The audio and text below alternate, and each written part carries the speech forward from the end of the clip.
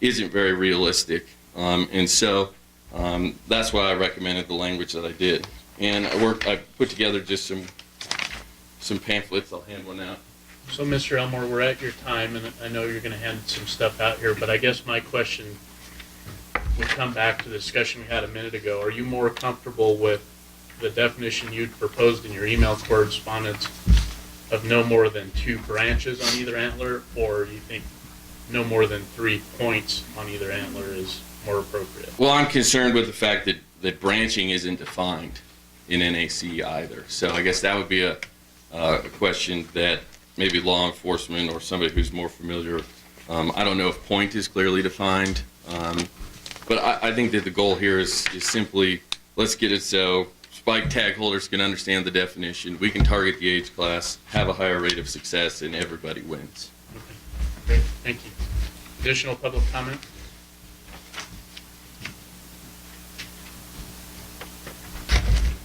Josh Vittori, this comments on behalf of Nevada Bighorns Unlimited Reno. We discussed this item earlier this week, and we too were a little concerned about branching above ears and below ears. We weren't real confident that somebody wouldn't get caught on that one from an enforcement standpoint. So really, we think the department's on the right track. We support amendments that reduce chance of error by the hunters. And we also support amendments that achieve the same objective biologically in terms of the target age class. But we want to be careful and make sure we really reduce the potential for error. So I think, well, I apologize, I don't have a good recommendation from our board on branches versus points, but I will comment that above the ear or below the ear gets a little sticky. So that was one of our concerns.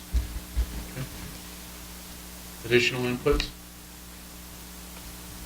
All right, seeing none. Mr. Wakeling, maybe I'll start with you. And I think the first question, and I think we've discussed this in the past, but just to refresh everyone's memory, the question was kind of more what age class are we managing for with the spike hunt, and how does that relate to whether it's a true spike or a 3-point or a 2-branch? Yeah, you know where I'm going with this. So just your thoughts now you've had a moment to kind of stew on that. Thank you, Mr. Chairman, members of the commission.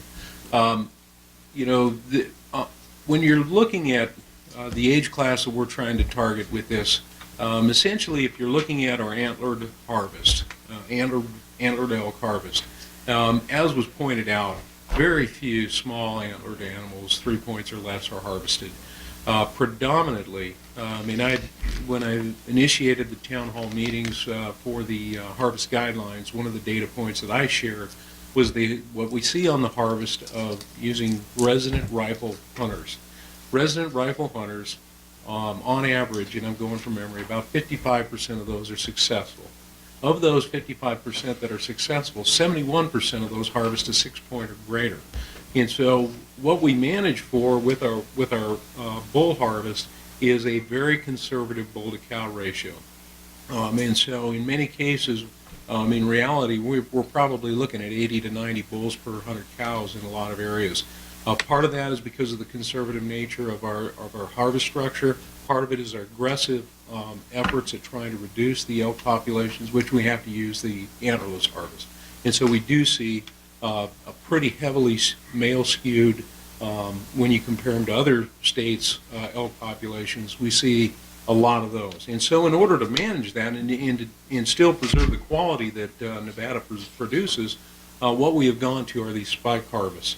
The spike harvests are a management tool that we use to try to reduce that bull to cow ratio without affecting that. They obviously are the place we have more young animals than we do old animals. And so our objective is to reduce that bull to cow ratio by trying to address it through the younger age classes. A spike is not necessarily a yearling. A spike can be any of those younger age classes. And one of the other things we learn through time is that elk do tend to live quite a long time if they are not harvested through a hunt. They may attain 20 years of age, not uncommon. And so by harvesting these animals as represented by the one on the screen here, we're looking at that younger age class for the largest part. And it could be a 3-year-old animal that has this type of an antler structure. One of the other questions that was asked as we in the course of this discussion included, do we have definitions for things like branching and points? We actually do have a definition for an antler point. It's in NAC 502.006.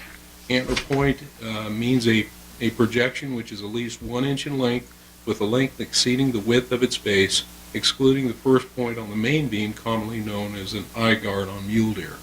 So if we went to a point definition, a 3-point would actually allow for a brow tine, so could potentially be a 4-point. And so we don't have a definition of branching, but if we were essentially trying to limit to what we would classically say is a 3-point or less, that would be consistent with the intent of the department's amendment to the NAC. Okay, and Mr. Turnipseed, this may be a question for you then. Does enforcement have a preference on whether we go with branching or points? And do you have the same interpretation of we would now be excluding the first brow tine? Thank you, Chairman Drew and members of the commission. Tyler Turnipseed, Chief Game Warden again. I think this definition, it was passed in 1988, and I'm assuming it was just dealing with mule deer. Because the last part of it says, excluding the first point on the main beam, commonly known as the eye guard on mule deer. Not sure how that applies to elk. I would say it probably doesn't apply to elk. The difference between a brow tine and an eye guard, that sort of stuff. From that standpoint, I think it might be cleaner to go with the branching, at least one antler that does not branch above the ear, rather than saying 2 points versus 3 points, or counting how many branches it has, or is a brow tine a point or not. So you're more, from an enforcement standpoint, you're more comfortable with the definition being proposed. So I am. We could certainly make the other one work, but I think this proposed language is simpler, in my opinion. I got a question. Sure. Mr. Wakeling, you talked about the ratio, and we're 1-to-1 and almost 1-to-1 in some of these areas. What's the optimum bull cow ratio, and does it matter if they're a spike or a big bull in that ratio? What are you trying to get to? Yeah, Mr. Chairman, Commissioner Young, typically there's been research conducted on what we typically see, and the way we look at what's the optimum is probably going to be a reflection of what we see in recruitment. Colorado did some research looking at their survey data, and I can't remember exactly what year it was published, but within the last 10 years. Gary White was involved in some of that research. He was out of Colorado State at the time. Any rate, what they found is that when you get very low bull-to-cow ratios, typically under 10 bulls per 100 cows, you'll start to see recruitment fall off. Similarly, when you start to get at real high bull-to-cow ratios, you'll also see, and when I say really high for most states, if you exceed 50 bulls per 100 cows, you start to see some decline in recruitment. In most of the places, and what we're trying to get is a true representation of what the bull-to-cow ratio is. Throughout most of Nevada, we conduct our bull-to-cow ratio surveys during the winter months, and it can be very difficult to get a true representation of them. Most of the measured units that we have are in the high 30s to low 40s. When we model those populations, in order for it to operate, we know that those bull-to-cow ratios have to be higher than that, and typically to get a good reference of that, we would survey those during the months in which they're during the breeding season. The males tend to be a lot more prevalent.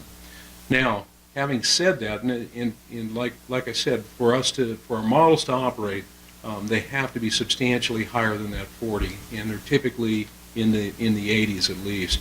In order for that to be really kind of an issue for us from a biological standpoint, we would have to be below the objectives for most of our elk plans. And in many places, we are not dramatically below those objectives. And so it doesn't present a biological problem for us. But that kind of gives you some of the parameters. One of the other things I might mention about the proposed regulation that the department has furthered here. Again, I'll reference back to Chief Warden Turnipseed. Yeah, something like that.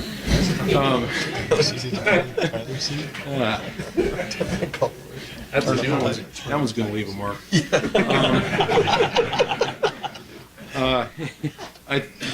What we proposed is very similar to what is in Utah, and so for the sake of consistency, that was why we recommended what we did. And I kind of can see both sides of this. I mean, to me, it's very easy in the field to identify that that is a spike, at least on one side. At the same time, I could see how this fellow would be very lucky under the proposed regulation. And I'm struggling with figuring out which is the better approach. The one question I've had since this regulation is in place in Utah is if before the next meeting we could maybe contact Utah and figure out if they've had any issues like we've had, and see if there's a propensity for that. Just to clarify, since we do have an example that's out there that's been using this definition. Okay. All right, further questions or discussion by the board? Commissioner Moran? Thank you, Mr. Chairman. I'm struggling just the same as Chairman Drew, because this photo is obviously a young animal, same age class that you're talking about is that one over there. And maybe I missed it. What about a regulation with no brow tines? Is that most of the age class, as soon as they get above 2 to 3 years old, high % of the time they're going to start having brow tines. Is that correct? Mr. Chairman, members of the commission, I think in most of the instances, the mistakes that are made are not because, if we were to say no brow tine, I think the brow tine is what's typically the one that's obscured and will have a very short, a very small brow tine. And so the intent of this regulation is to try to remove some of that confusion. And so what our intent is, in a place where it's visible, above the ear, there would be no branching on at least one antler. And so the intent would be to make it a part of the animal, a part of the antler that's going to be very visible. Does it branch or does it not?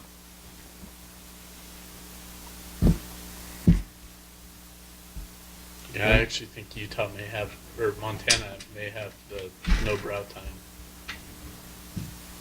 Realizing, with the statement that you just made, realizing that the mistake could still be made, with that animal there, if there was a brow tine below the ear that the hunter didn't observe.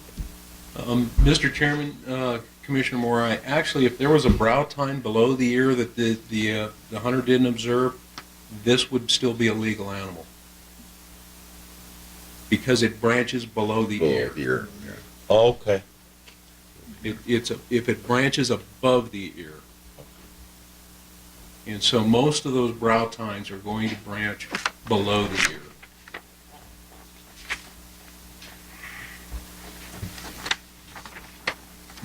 Okay, this is a workshop, so I'm not looking for a formal action. Oh, Commissioner Hubbs, I'm sorry.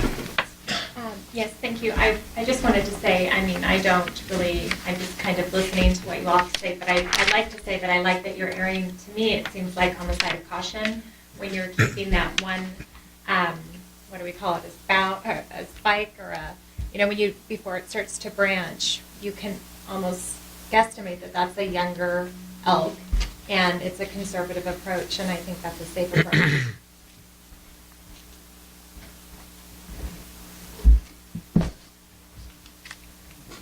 Any other discussion? Okay, is there a burning desire to change the current definition, at least coming out of this workshop? Commissioner Young? my thoughts would be, Mr. Chairman, is that we wait for Chief Warden Turnipseed to get the information from Utah. And I think we're pretty close here, but I'd like to know what their experience has been. And I don't think it'll matter too much to the hunters this year that we, put it off a month or two till May. So, Okay.